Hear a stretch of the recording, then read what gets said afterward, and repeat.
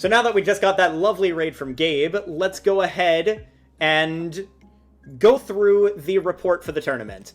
So this is the list that we played today. We played Kleavor Vstar for this amazing little axe break attack that does 120 to the active and 60 to the bench, which helps you fix up damage for knockouts for later. And with Belt, you can two-shot practically anything in the meta by going 150-150, while spreading a bit of damage to Vs in the process.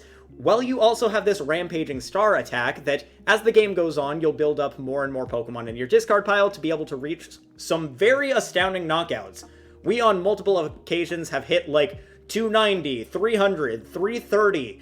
In one case, we hit 420, which was very nice. Very nice indeed. That being said, we also have the Kleavor V, which is what we're evolving up from mainly. However, hitting with Cut for 40 plus Belt for 70 against Arceus's will hit for weakness and hit 140, which helps you shore up for good knockouts with the evolved attack on the next turn, which I very much like about this deck. I really do like having 4 basic Kleavor Vs, however, because you do get to evolve up into 3 and you don't worry about, like, starting them too much. I feel like 4 is the right number after playing it through this amount of games so far. But Axe Slash is also a viable attack to use in this game, considering you have Gritty Pickaxe and you also play Memory Capsule. So if your Kleavor V-Star lives a hit having 2 energy on it, the next turn you can attach Memory Capsule and then be able to discard an energy off your Pokemon with Axe Slash, dealing 150 to your opponent and discarding an energy from them as well, which I very much like as well. On top of that, for support, we have a 2/2 Bibarel lane to draw until we have 5 cards in hand at practically any point throughout the turn. We've got Oranguru to set things on top of our deck, good for fixing top deck, seeing 1 card deeper, and also setting fighting energy on top for Gutsy Pickaxe, which we can use to burst accelerate a little bit of fighting energy into play, which is nice. We have this Oranguru V, which has not seen a lot of play this format, but with back order, you can search your deck for 2 tool cards, one of which can be the Air Balloon that you need to retreat, and another can also be either Choice Belt or Memory Capsule.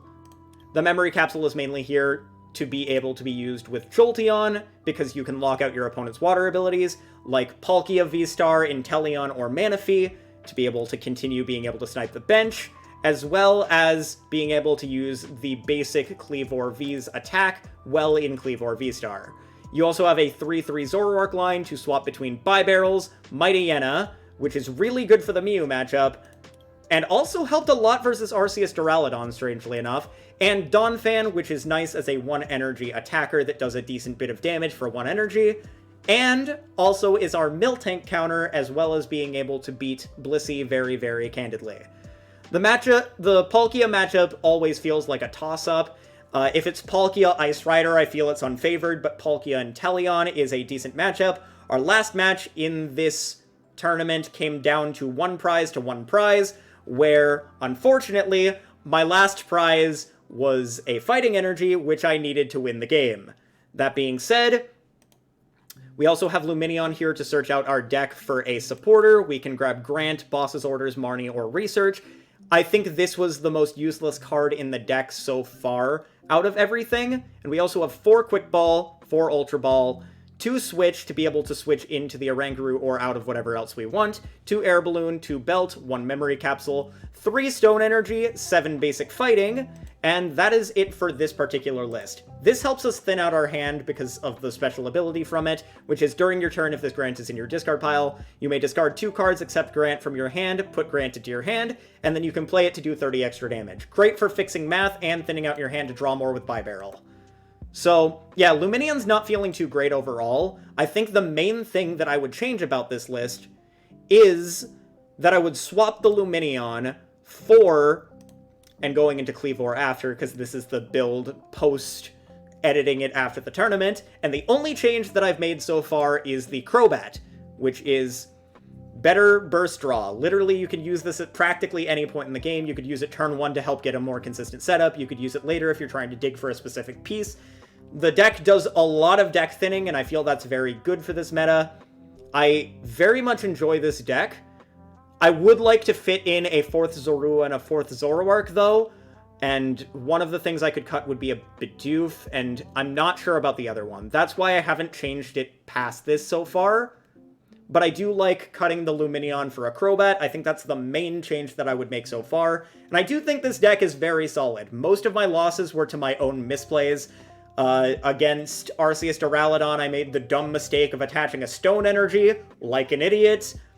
Versus Arceus and Teleon, I accidentally played Marnie before I Bibareled, when I wanted to Bibarel to try to hit my boss first, because if I could boss up the Dunsparce, the next turn I would be able to just take a knockout on the Arceus for game, and not allow them to even Sharon's Care in the first place.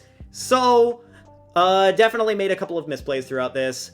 Our ending score was 851, which ended us in top 32 at 25th place, out of how many players?